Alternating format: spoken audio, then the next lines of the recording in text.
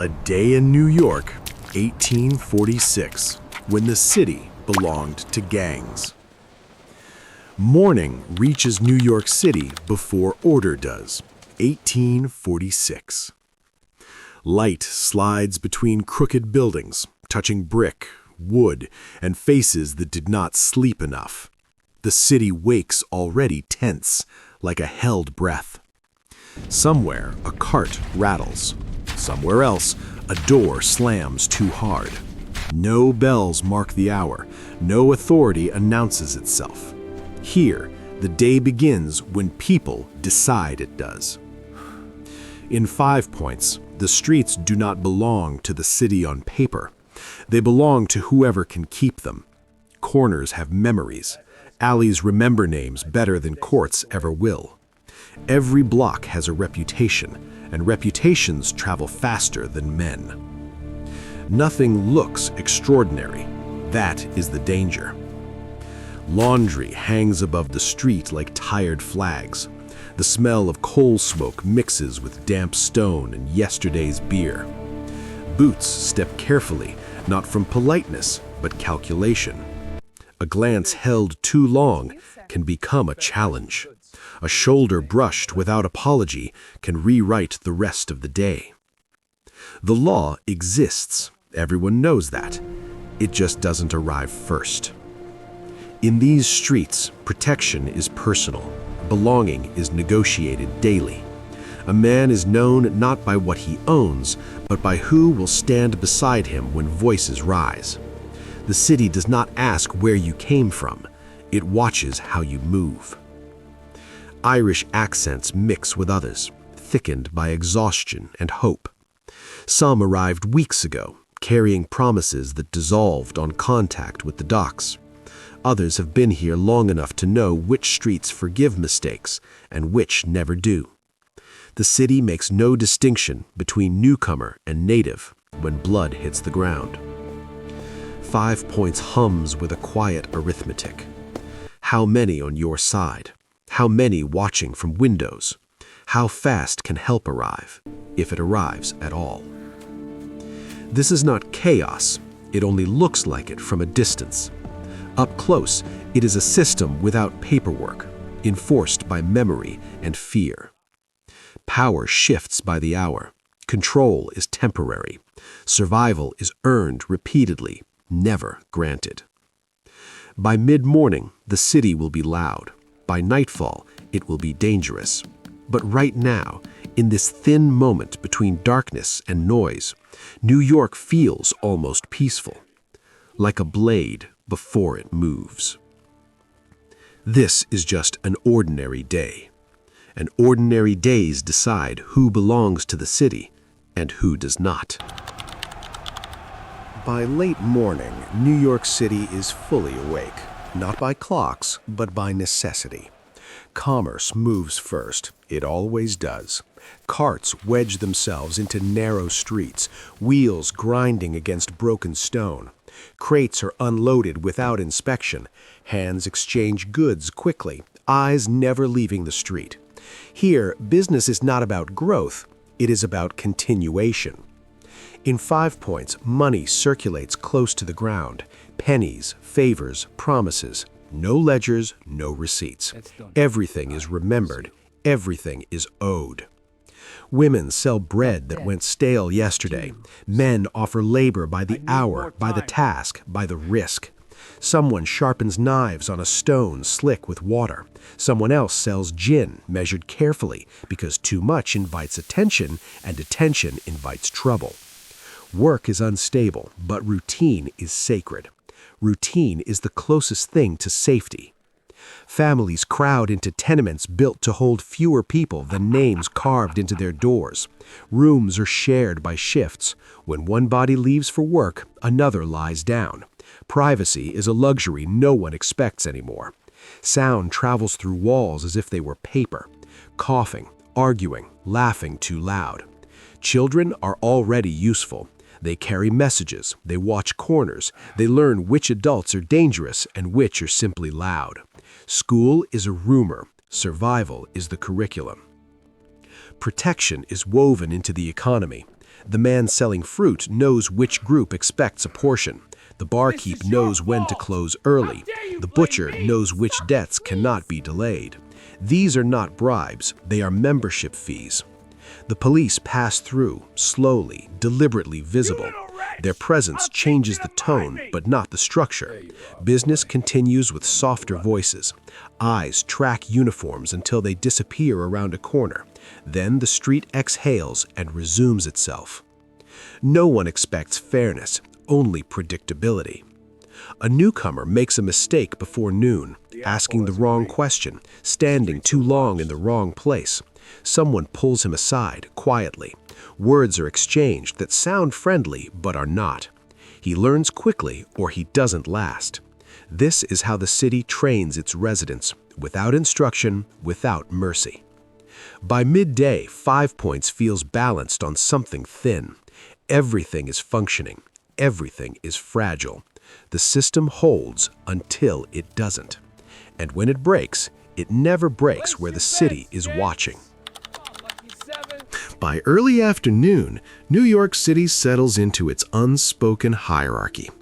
There are no official classes in 5 Points, no titles worth trusting, but everyone knows where they stand and where they do not. Status is not inherited here. It is performed, defended, and occasionally stolen. Groups gather in familiar places, not to hide, but to be seen. Numbers matter. Confidence matters more. A cluster of men leaning too comfortably against a wall sends a message without words. This corner is already taken. Some call them gangs. Others call them protectors. Most people use no name at all. Names attract attention. Attention invites rivals. Across the neighborhood, nativist groups patrol in plain sight, preaching order while moving with the same territorial instincts as those they condemn. Their clothes are cleaner, their language louder, their confidence borrowed from the idea that the city should belong to them by right, not by negotiation. The irony is lost on no one. Irish immigrants are watched constantly, by authorities, by rivals, by neighbors who arrived only a few years earlier and now insist they were always here. Accents become markers. Faith becomes suspicion. Survival depends on blending in without disappearing.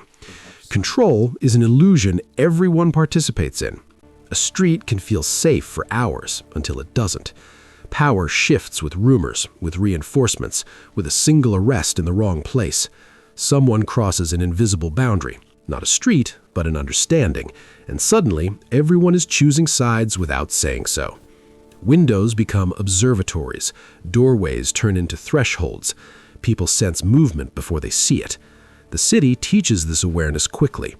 The institutions that claim authority over New York operate elsewhere, behind doors and distance. Here, authority is immediate. It stands at arm's length. It watches how you react when challenged. No one believes this arrangement is permanent. That belief alone keeps it functioning. 5 Points survives on the agreement that tomorrow might be better, or at least no worse than today. And so the illusion holds, reinforced by routine, by fear, by the shared refusal to test it too far. But illusions are fragile things. They depend on everyone pretending at the same time. By mid-afternoon, the pretending grows thin. Beyond the busiest corners of New York City, the city thins and sags. In 5 Points, the margins are not far away.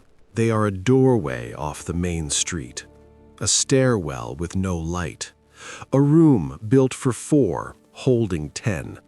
Here, the city shows what it costs to remain standing. Water is carried, not trusted.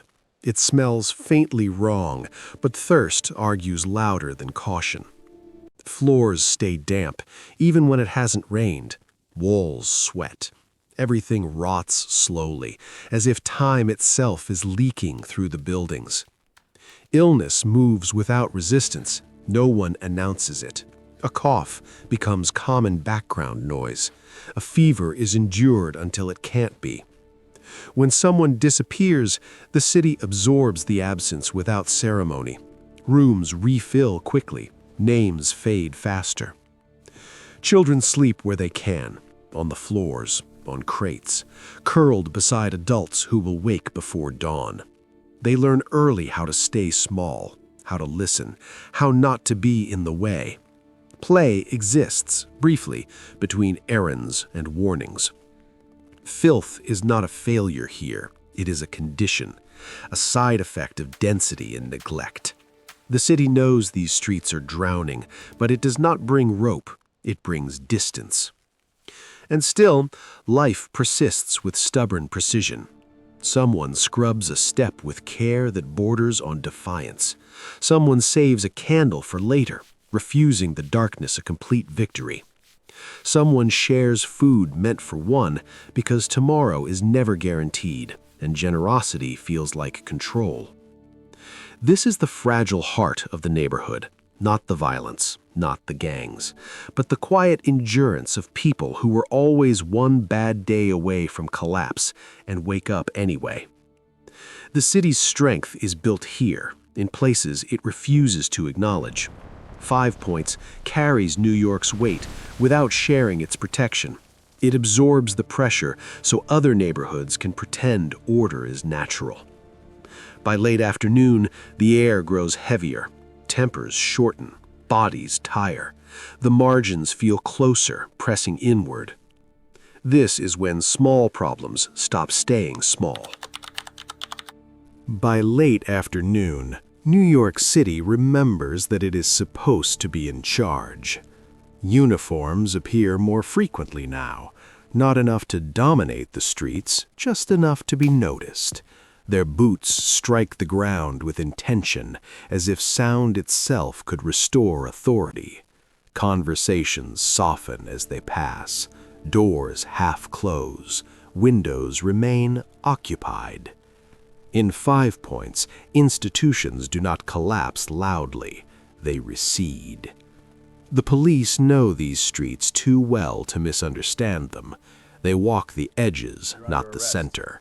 They intervene when the outcome is already decided, when violence has burned itself out or chosen its victim. Arrests are selective. Memory is long. Consequences are uneven. Justice is a distant building, clean and orderly, several neighborhoods away. What reaches 5 Points is only its shadow, paperwork without protection, authority without presence. Courts process names stripped of context. The city counts outcomes, not causes. When a dispute erupts, no one expects mediation. They expect escalation or silence. Authority arrives after the fact, notebook in hand, asking questions that feel ceremonial. The answers are partial, always have been. This is not negligence born of ignorance, it is familiarity. The city understands that enforcing its will here would require commitment, resources, and risk.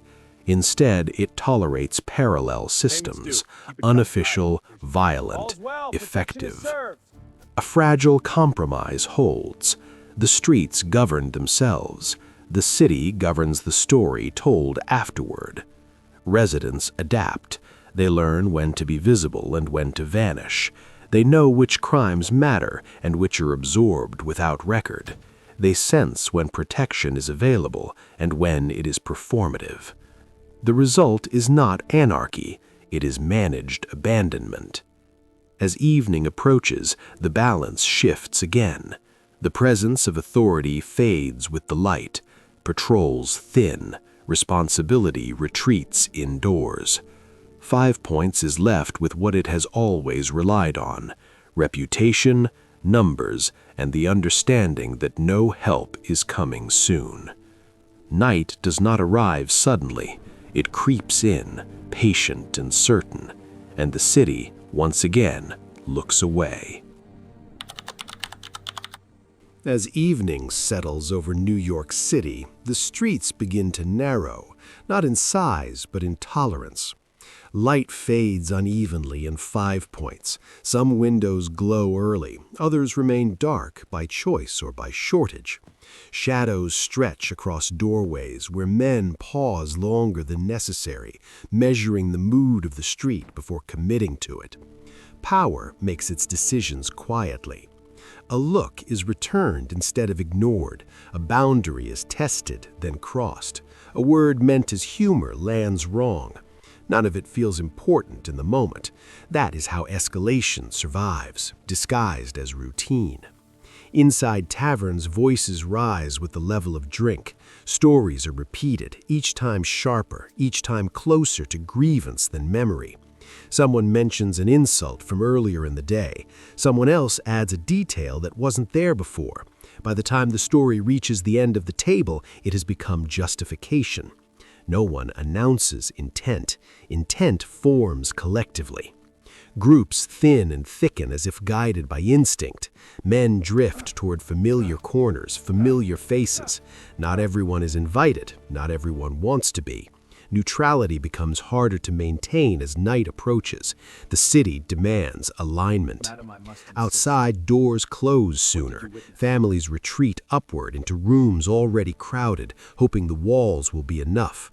They have learned not to intervene, not to watch too closely, not to remember too much. Survival here depends as much on forgetting as on vigilance.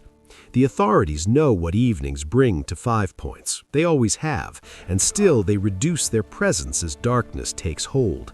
Official power yields the night without ceremony, trusting that the damage will be limited, contained, forgettable. This is the city's quiet denial, that what happens after dusk is temporary, localized, someone else's problem. But decisions made now will echo, they always do. A single act, a push, a strike, a refusal to step back can redraw the map of the neighborhood by morning. No one believes they're starting something irreversible. They believe they are finishing something unfinished. As darkness fully claims the streets, the tension hardens. The city holds its breath again, not in hope, but in recognition. Something is about to happen, and no one with power intends to stop it. Night takes New York City the way it always does, unevenly. Gas lamps flicker, never fully trusted. Their light breaks the dark into fragments, leaving long stretches of uncertainty between one pool of safety and the next. In 5 points, the streets belong to whoever remains standing in them. The moment arrives without ceremony. It is not a riot, not yet. It is smaller than history prefers to remember. A sudden movement, a rush of bodies, the sound of something breaking that cannot be repaired. People scatter by instinct, already practiced at vanishing. Windows close, footsteps retreat upstairs. Silence becomes a shield. For those caught inside it, time compresses, minutes lose meaning. What matters is direction, loyalty, proximity. Someone falls, someone hesitates, someone decides not to intervene, a decision that will be remembered longer than the act itself. By the time order returns, it is already too late to matter. Uniforms arrive after the streets have chosen their outcome. Notes are taken, names are guessed. The city absorbs the incident the way it absorbs everything here, without pause, without adjustment. Tomorrow's papers will describe disorder, not cause, violence, not context. They will speak as if this night appeared from nowhere. But nothing here was sudden.